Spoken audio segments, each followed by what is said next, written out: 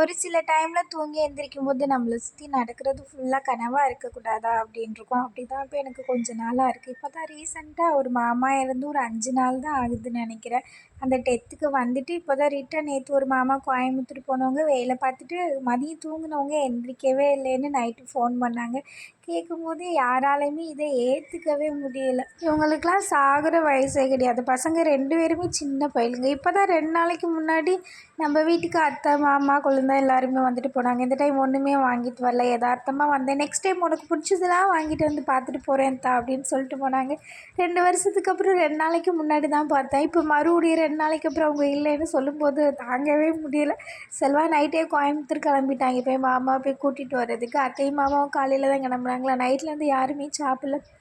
மைண்டும் சரியில்லை. என்னமோ போட்டு எதேதோ யோசிச்சுட்டே இருக்கிற மாதிரி இருக்குது. ஒரு நாளாவது ரிலாக்ஸ் ஆகிட்டு நான் அதுக்கப்புறம் வீடியோ அப்டேட் பண்ணுறேன். நான் வீடியோ போடலைன்னா நிறையா பேர் என்னாச்சு சிஸ்டர் எதுவும் ப்ராப்ளமா அப்படின்னு பர்சனலாக நிறையா பேர் இன்ஸ்டாவில் கேட்குறீங்க. அதனால் ஒரு சின்ன இன்ஃபர்மேஷன் அவ்வளோதான்.